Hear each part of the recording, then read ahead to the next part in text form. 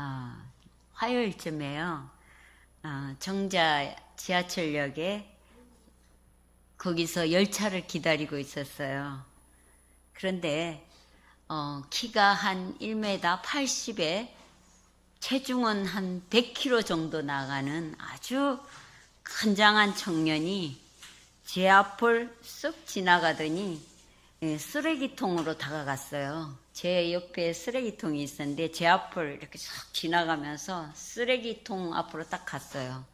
근데 이 청년이 그 조금의 망설임도 없이 쓰레기통 앞에서 바지를 내리더니 쓰레기통에 소변을 보기 시작했습니다.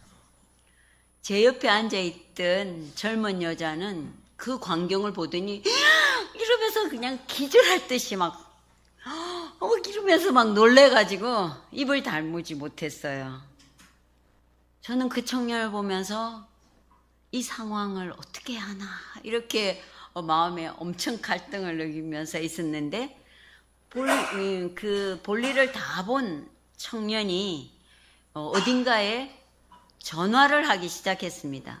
근데 그의 어머니에게 전화를 하는 듯 했어요. 근데 저는 그 어머니와의 통화하는 모습을 보면서 이 청년의 비정상적인 행동을 지금 통화하고 있는 저 어머니에게 말씀을 드려야겠다 하는 그런 마음이 불일듯 일어나서 제자리에 일어나서 그 청년 곁으로 다가갔습니다.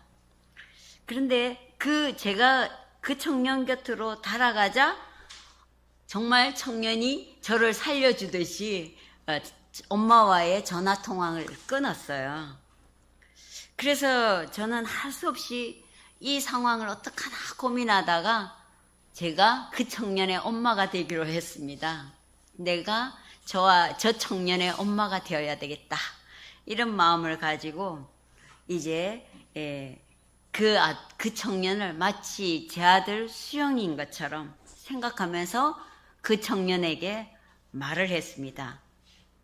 제 아들은 존중받는 언어를 좋아해요. 수영이는요, 자기에게 수영 형제 또는 청년 이러면서 자기를 존중해주는 호칭을 좋아합니다.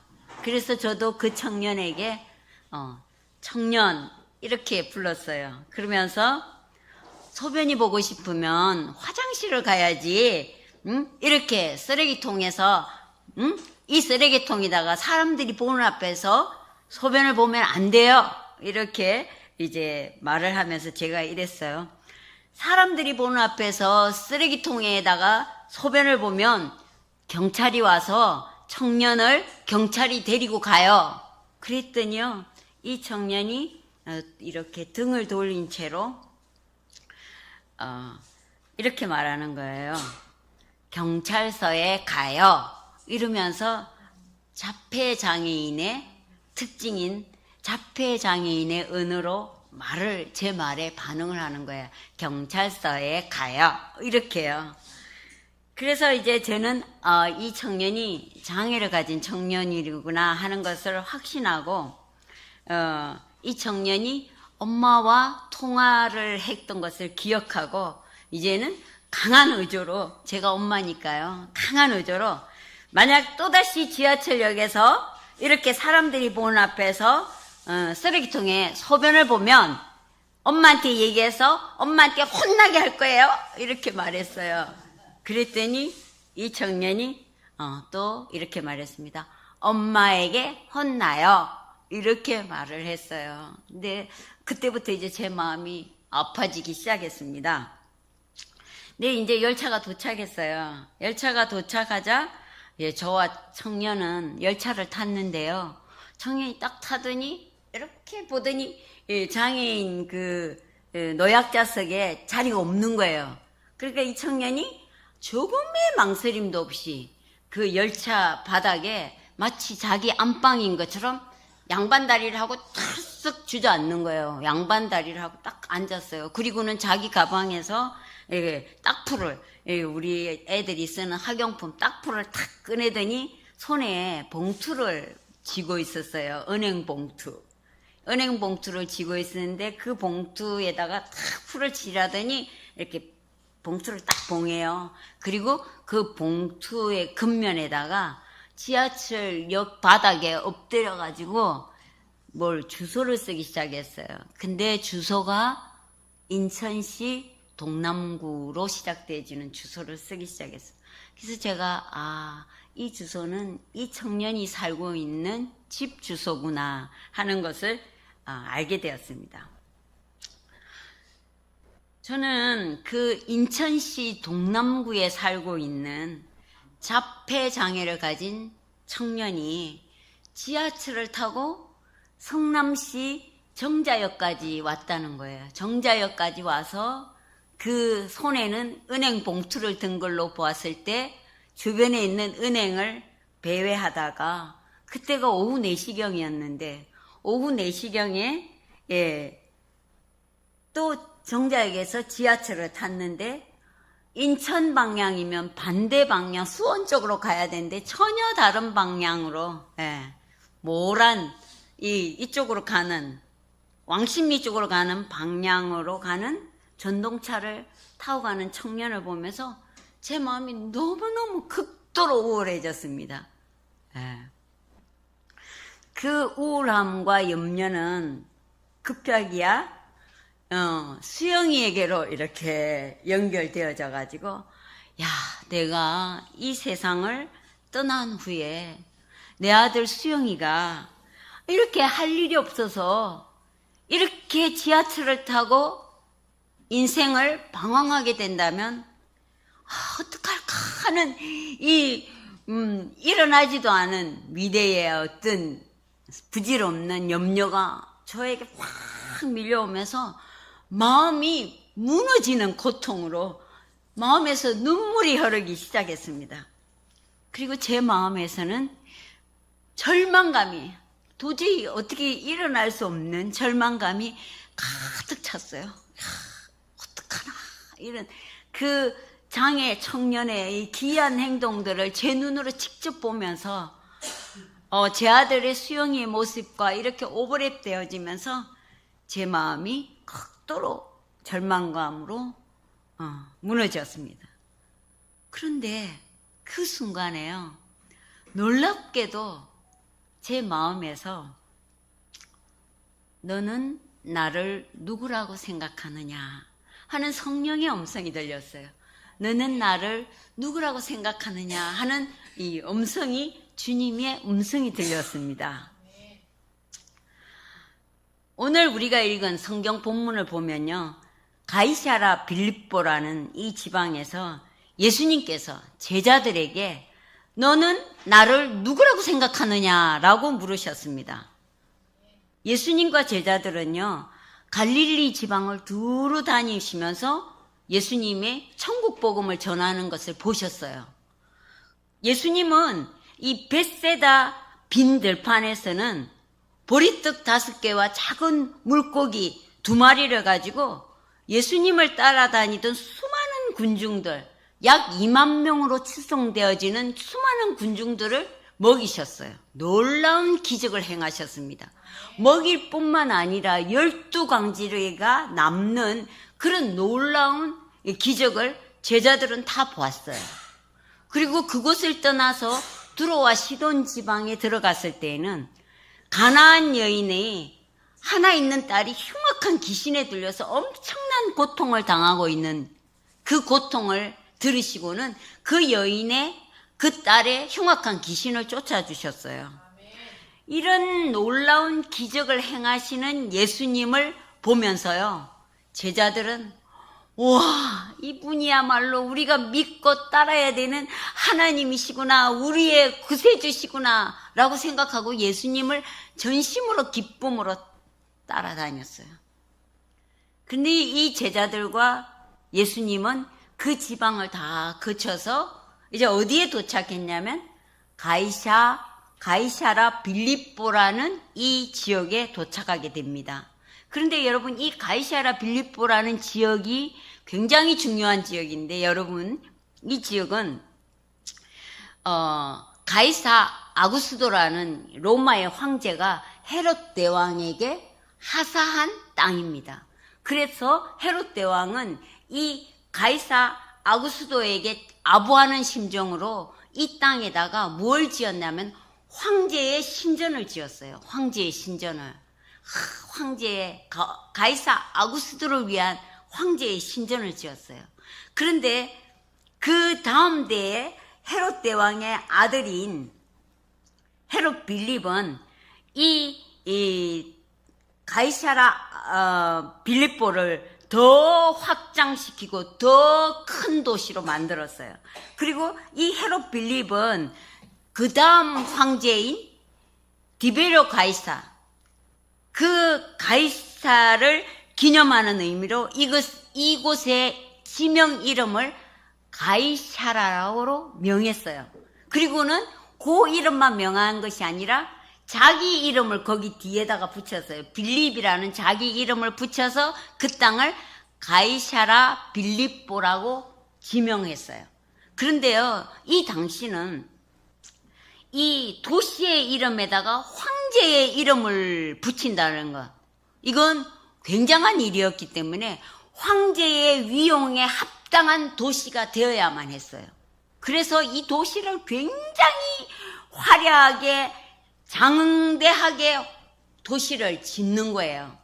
그래서 이곳에는 정말 로마 황제의 위용에 합당하게 아주 거대하고 화려한 황제의 신상이 있었어요. 황제의 신상이 있고 황제의 신전이 있는 아주 화려한 세상의 권력이 번쩍번쩍 빛나는 그런 도시였어요. 예수님이 그동안 돌아다녔던 갈릴리의 빈들촌, 두로, 시돈 이런 지역과는 비교도 할 수 없는 세상의 막강한 권력을 드러내는 거대한 도시 앞에 예수님과 제자들이 서게 된 거예요. 예수님의 모습은 어땠을까요? 예수님은 저와 여러분이 믿는 것처럼 전능하신 하나님의 모습이었을까요? 이 가이사라 빌립보의 황제의 신전 앞에 서신 예수님은 갈릴리 지역을 두루 돌아다니신 오랜 선교 여행으로 인해서 아주 지치신 모습이었어요. 아주 지치신 모습이었고 정말 여러 지역을 다니다 보니까 예수님이 입으신 옷은 때와 먼지로 뒤집어 쓴 정말 초라하기가 거지꼴이었다니까요. 예수님의 모습은 초라하기가 이루 말할 수 없는 거지 행색이었어요. 제자들은 황제의 위용을, 로마 황제의 위용을 드러내는 거대한 황제의 신전 앞에서 초라한 거지 행색을 예수님을 바라보면서 마음에 갈등이 생겼어요. 예수님의 그 초라한 모습을 바라보면서 마음에 갈등이 생겼습니다. 제가 자폐장애를 가진 청년의 기이한 행동을 보면서 장애에 있는 자녀를 키우는 것에 대해서 절망감을 느끼고 내일을 염려한 것처럼 제자들도요, 자신들의 눈으로 보는 이 세상의 거대함, 권력의 막강함, 화려함 이런 것을 바라보면서 내가 믿는 예수님, 내가 믿는 예수님, 이 초라한 예수님, 거짓골에 행상을 하고 있는 예수님, 이 예수님을 보면서 이런 생각을 하고, 야, 내가 진짜 제대로 믿는 거 맞아? 내가 진짜 이거 믿는 거 맞을까? 이런 갈등을 느꼈을 겁니다. 이런 제자들의 마음을 아시고 예수님께서 제자들에게 질문하신 것입니다. 너희는 나를 누구라고 하느냐? 이렇게 질문하셨습니다. 그러자 베드로가 주는 그리스도시요 살아계신 하나님의 아들이십니다. 이렇게 대답을 했습니다. 근데 이 베드로의 대답을 들으신 예수님이 크게 기뻐하셨어요.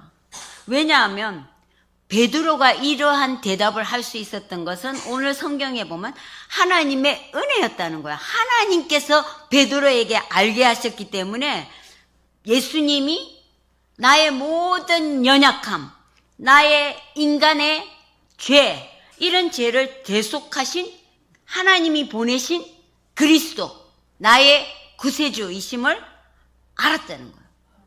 그래가지고 믿음으로 예수님, 당신은 이렇게 초라한 형색을 하고 내 앞에 서 있지만 실상은 당신은 하나님이십니다 라고 베드로가 고백했습니다. 믿음이 없이는 하나님을 기쁘시게 할 수 없습니다. 여러분은 예수님께서 그리스도이시고 하나님의 아들이신 것을 믿습니까? 네. 그렇다면 우리 모두 다 같이 한 목소리로 지금 고백하겠습니다. 다 같이 고백합니다. 예수님은 그리스도시요 살아계신 하나님의 아들이십니다.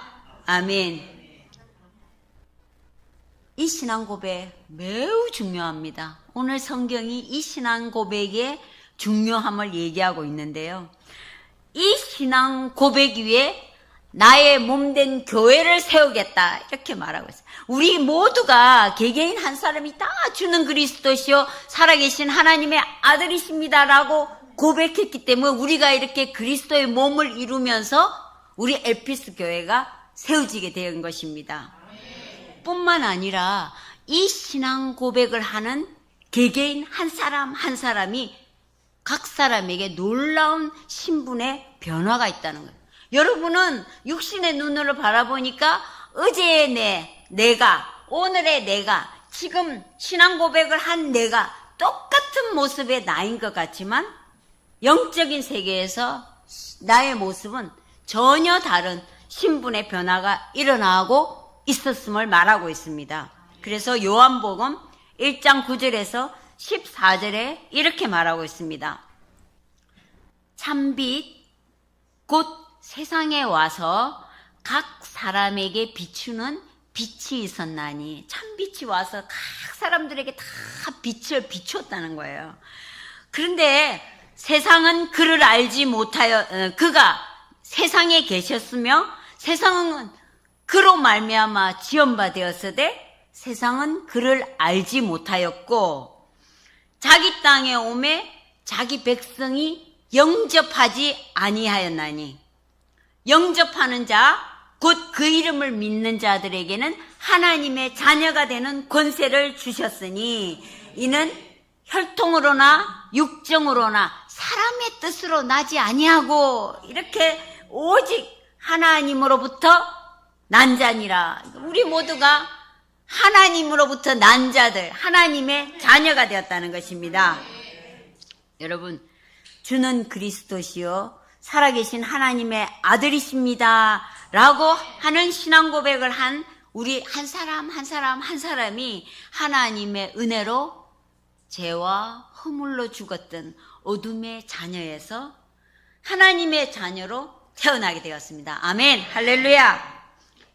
자, 하나님께서는요, 예수님은 하나님의 자녀로 태어난 베드로, 하나님의 자녀에게 새 이름을 주십니다. 새 이름을. 이 사람은요, 예전에는 시몬이라는 이름이었어요. 근데 이 하나님의 자녀에게 하나님의 반석이라는 이름으로 베드로라는 이름을 불러주십니다.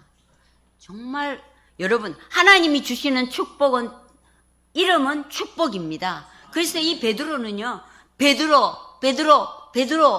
계속 베드로라고 불려지면서 여러분 성경에 나타나 있는 베드로의 연약함을 여러분은 아실 것입니다. 그런데 이 베드로는 예수님께서 지어주신 하나님 자녀 반석이라는 이름의 축복을 계속 받으면서 정말 이 베드로는요, 믿음이 견고해져서 이후에 초대교회의 반석이 되었고 초대교회의 지도자가 되었다는 사실입니다.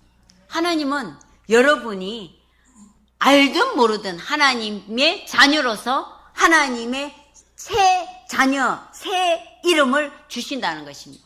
그래서 그 이름을 마음에 품으시고 그 이름을 소망하며 나아갈 때 여러분은 점점 돋는 빛과 같이 장성한 분량의 믿음의 사람으로 성장해 갈 것이라는 것입니다. 주는 그리스도시요 살아계신 하나님의 아들이십니다라는 믿음의 고백을 하는 사람은요, 놀라운 특권을 갖게 됩니다. 이 특권은 어떤 특권이냐면 하나님과 항상 언제 어디서나 만날 수 있는 특권을 여러분이 갖게 되었습니다. 하나님을 언제나 항상 만날 수 있는 특권이 여러분에게 있다니까요. 하나님의 자녀이니까요.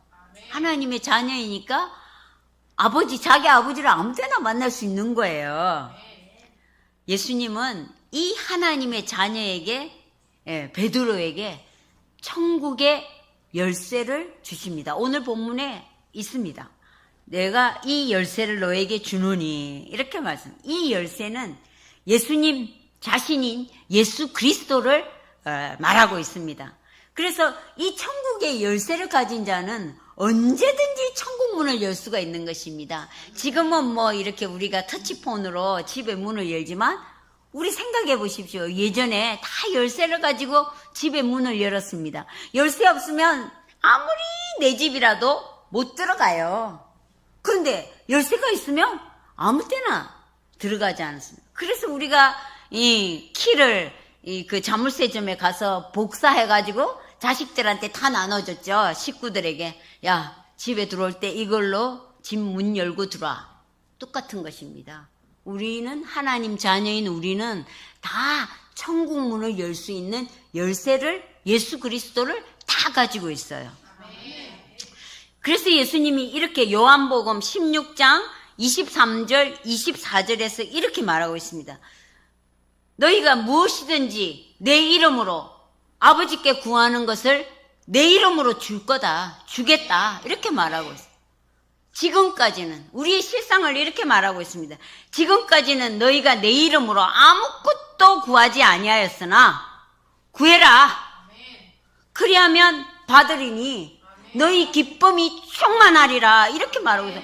내가 그렇게 소원하던 거, 갖고 싶었던 거, 그런 거 받았는데 무덤덤하게 그냥 뭐 주면 주고 말라면 말고 이런 무덤덤한 표정으로 가만히 있는 사람이 있겠습니까? 정말 생각해 보십시오. 지금 내가 갖고 싶은 게 뭔가 이렇게 생각해 보세요. 그리고 내가 예수님의 이름으로 구해갖고 그게 나한테 주어졌다면 아마 나는 기쁨으로 벌쩍벌쩍 뛰게 될 것입니다. 하나님께서는 하나님의 자녀인 우리들이 천국의 열쇠인 예수 그리스도의 이름으로 구하는 모든 것을 주시겠다고 약속하고 있습니다. 그런데요, 사단은 우리에게 우리가 부닥치는 현실 속에서 계속 너는 할 수 없어, 너는 못할 거야, 불가능해, 이런 절망적인 생각을 계속 우리에게 마음에 부어주는 것입니다. 그래서 우리는 이 현실을 바라보면서요, 낙심하고 그러면서 믿음에서 떨어지게 되는 거예요. 근데 우리 예수님은 오늘 본문에 이렇게 약속하고 있습니다. 네가 땅에서, 네가 살고 있는 곳에서 무엇이든지 매면 내가 하늘에서도 매이게 할게. 그리고 네가 땅에서 무엇이든지 풀면 내가 하늘에서도 풀어줄게. 기도해, 구해 라고 지금 약속하고 계시는 거예요. 그러니까 예수님은 우리의 절망적인 상황에서 너는 나를 누구라고 생각하느냐? 기도해. 내가 풀어준다니까. 내가 묶여야 되는 것들을 묶어준다니까. 이렇게 말씀하는. 예수님은 우리에게 이렇게 삶의 소망을 주십니다. 그리고 우리의 삶에서 평안을 주십니다. 할 수 있으니까요. 그리고 기도한 것들을 받을 것이라고 생각하면 얼마나 기쁩니까? 그렇게 예수님은 우리에게 기쁨을 주십니다. 저는 여러분도 아시죠? 제가 조금 전에 말한 것처럼 제가 자폐 청년을 바라보면서 정말 낙심하고 절망했습니다. 여러분들은 자폐 장애를 가진 청년을 보면서 절망하거나 낙심하지 않을 것입니다. 왜냐하면 여러분의 삶 속에는 자폐 장애를 가진 자식이 없잖아요. 근데 저는 장애를 가진 자식이 있잖아요. 그러니까 그 청년의 모습을 보면서 제 아들을 느끼며 내가 갖고 있는 현실에 좌절하고 절망하는.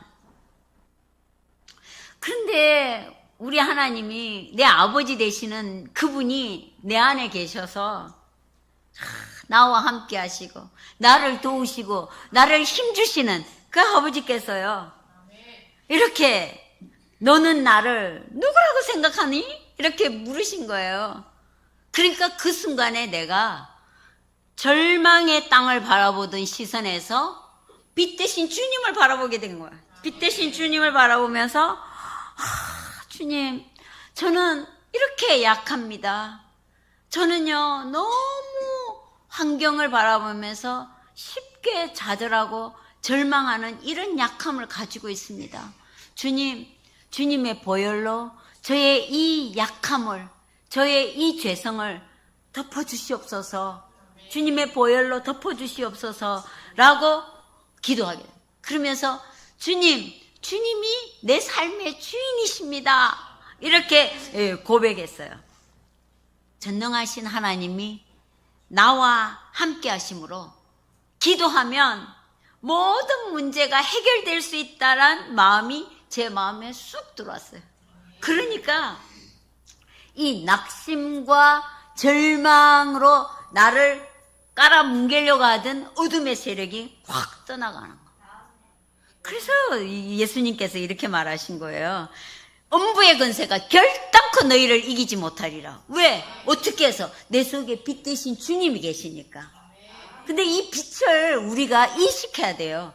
그냥 내가 빛이 내 안에 있는 것도 모르고 어둠을 확 받아들이면 어둠에 꽉 눌려버려요. 그런데 내가 빛이 있음을 인식하고 빛으로 이 어둠을 팍 물리치는. 우리 방이 지금 우리가 예배를 드리고 있지만 이곳에 스위치를 끄면 어둠이 확 들어와요. 그런데 참 신기하게 스위치 버튼 하나만 올리면 그냥 여기가 이렇게 환해진다니까요. 똑같아요. 우리의 마음이 어둠으로 확 지배되었을 때라도 내가 예수 그리스도의 버튼만 올리면 빛이 임하면서 어둠이 확 떠나가게 된다는 거예요. 자, 여러분이 마가복음 16장 17절 18절에서는요 천국의 열쇠를 가진 예수 그리스도를 가진 자가 가지고 있는 놀라운 권세를 구체적으로 말하고 있어요. 믿는 자에게는 이런 표적이 따르리니 그들이 내 이름으로 귀신을 쫓아내며 새 방언을 말하며 뱀을 집어 올리며 무슨 독을 먹을지라도 해를 받지 아니하며 병든 자에게 손을 얹은 적 나으리라. 여러분, 근데 여러분은 아멘 대답은 잘 하시면서 저는 우리 에피스 교회 성도들이 정말 내가 손을 얹고 기도하면 나으리라 믿음으로 믿고 강력하게 기도하는 걸 잘 못 봤어요. 그리고 귀신을 쫓아낸다는 걸 아멘으로 하시면서 음부의 세력에 대해서 예수의 이름으로 명령하는 것을 잘 못 봤어요.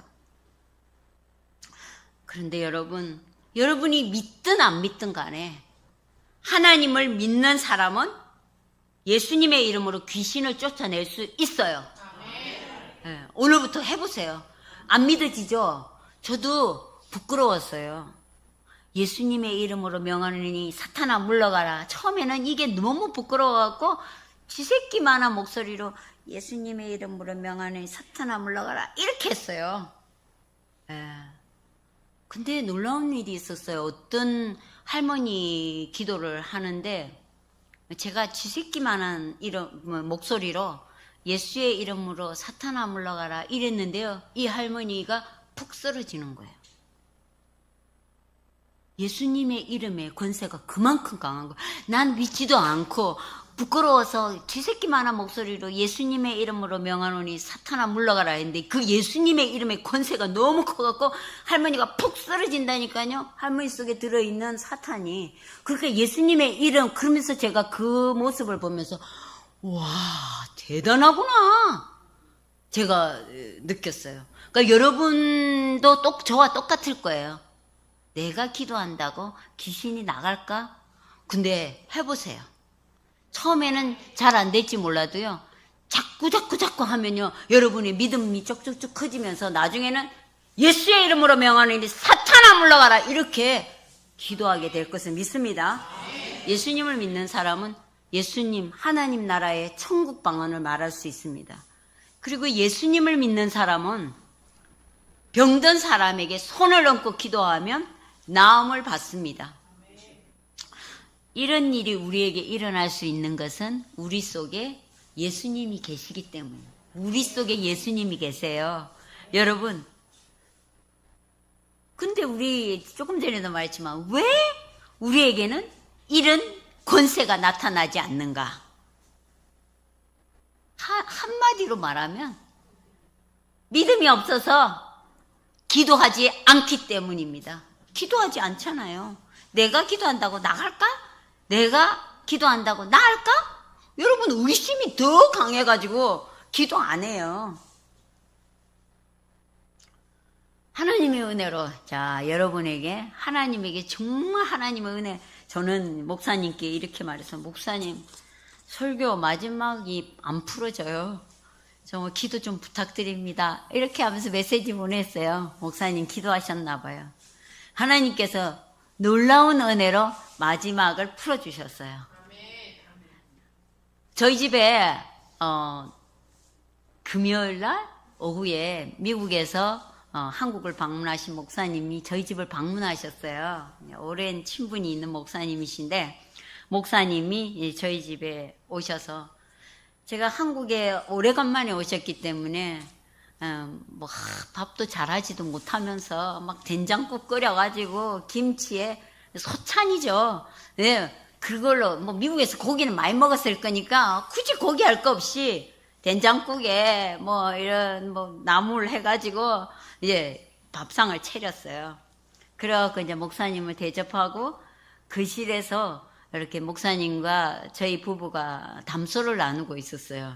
근데 수영이가 자기 기도 시간이라면서 자기 방에 쏙 들어가갖고 예배를 드리기 시작한 거예요. 수영이 여러분 진짜 이 은혜입니다. 수영이 8시라면서 자기는 방에 들어가서 예배 드릴 시간이라면서 딱 방으로 들어갔어요. 그리고는 목사님과 저희들이 얘기하고 있는데 부끄럽게 막 소리를 지르면서 막 기도를 하기 시작하는 거예요. 그래서 제가 처음에는 이렇게 했어요. 저놈이 또 말이야 목사님께 자기 기도한다는 거를 응?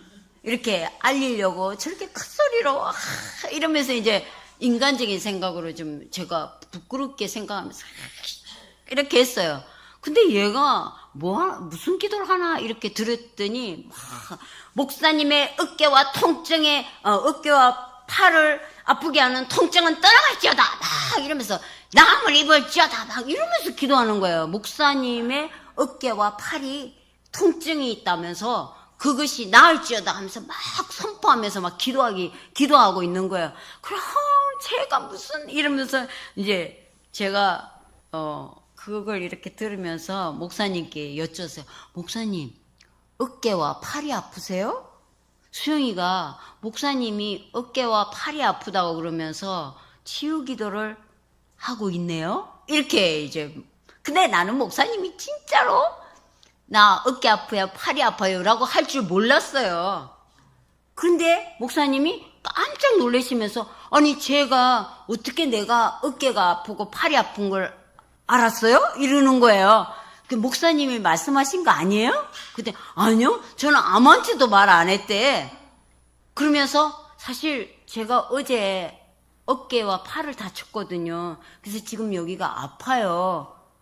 그러면서 제가 이렇게 이제 얘기를 하더라고요.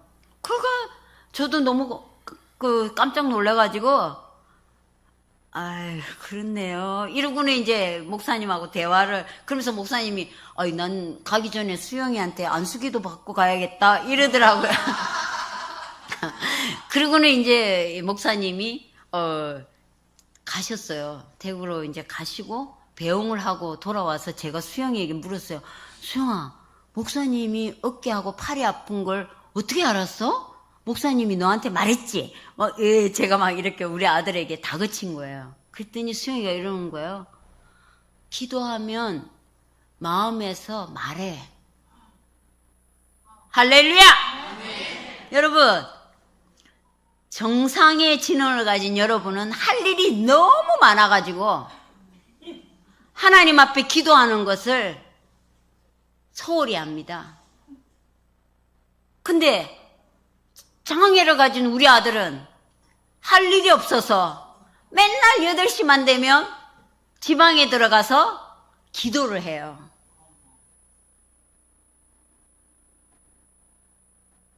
자기 스스로 기도 제목을 막 못하는 수영이는 순복음교회, 지구촌교회 이 예배 영상을 다 다운받아가지고 그 중보기도 시간이 되면 그 중보기도 목사님을 따라서 막 나라와 민족을 위해서, 교회를 위해서, 선교사들을 위해서 막 기도해요. 근데 저는 사실 그걸 보면서 아이고 저놈이 이랬다니까요. 근데 그 기도 시간에 여러분, 제가 보지 못하고 여러분이 보지 못한 것이 있었어요. 성령 하나님께서 그 자리에 계셨던 거예요. 놀랍지 않습니까? 성령 하나님이 그 자리에 계셔가지고 자꾸 성령 하나님, 예수님의 이름으로 천국 문을 열쇠를 막 자꾸만 돌리는 그 아들을 하나님께서 기억하시고 그 마음에다가 예수님의 마음을 부어주셨던 그걸 제가 알았어요. 이야, 정말 부끄럽구나. 작은 자가 큰 자라고 하더니 정말 부끄럽구나. 여러분, 우리는 이 사실을 깨달아요. 우리 모두는 하나님 자녀예요. 수영이보다 더 똑똑한 여러분, 수영이보다 더 많은 것을 할 수 있는 여러분이 하나님의 자녀로 바로 서게 되면 하나님은 여러분을 통해서 얼마나 큰 일을 하시겠습니까? 기도하시기 바랍니다. 나에게 이런 권세가 주어져 있음을 믿고 예수님의 이름으로 기도하십시오. 그러면 반드시 귀신이 쫓겨나가고 병이 낫게 되는 놀라운 역사를 보게 되실 것입니다. 그럼 마지막으로, 그럼 하나님은 왜 우리에게 이런 놀라운 권세를 주셨을까요? 왜 이 권세를 주셨는가? 그것은 하나님의 자녀인 우리들이 세상 속에서 하나님을 증거하는 자들로 세워지기 위해서입니다. 네, 우리에게 이런 권세를 주신 것은 예수님께서 이렇게 말하시잖아요. 너희는 온 천하에 다니며 만민에게 복음을 증거하라. 만민에게 복음을 증거해라. 이 귀신을 쫓아내고 병든 자를 낫게 하고 이렇게 할 때 우리를 통해서 예수 그리스도가 증거하게 되는 것입니다. 세상에, 우리가 살고 있는 세상에는요, 제가 만났던 그 자폐 장애 청년처럼, 그리고 그 청년을 키우는 그 어머니, 매 순간마다 절망입니다. 매 순간마다 절망입니다. 매 순간마다 그 아들로 인해서 마음이 무너지는 고통 속에 살고 있는 늙은 부모입니다. 우리 주변에는 이렇게 하나님을 알지 못하면서 어둠 속에서 고통당하는 수많은 사람들이 있다는 것입니다. 여러분, 우리는 직접 온 천하에 두루다니면서 복음을 전하지 못한다 할지라도 여러분이 눈을 떠보면 우리 가까이에 정말 어렵고 힘든 이웃들이 있습니다. 그 이웃들에게 예수님이 주신 권세로 예수님이 그리스도이시고 예수님이 하나님이심을 증거하는 삶을 살아서 그들을 저와 같이, 여러분과 같이 하나님의 자녀의 자리에 나아올 수 있도록, 그렇게 하게 하기 위해서 하나님은 우리에게 이 놀라운 권세를 주셨다는 것입니다. 사랑하는 성도 여러분, 오늘 우리 예수님은 우리에게 지금도 물으십니다. 너희는 나를 누구라고 생각하느냐? 그러면 여러분은 주는 그리스도시요 살아계신 하나님의 아들이십니다 라는 믿음의 고백을 하시면서 먼저 내가 어둠 속에서 밝은 빛의 자녀로 일어서시고, 그리고 하나님께서 내게 주신 권세를 가지고 정말 어둠의 세력을 쫓아내고 병든 데를 치유하고, 또 하나님께서 주신 대로 새 방언으로 기도하며 정말 하나님의 살아계심을 증거하는 하나님의 자녀의 삶을 살아가는 우리 모든 엘피스 교회 성도들이 되기를 주님의 이름으로 축복합니다.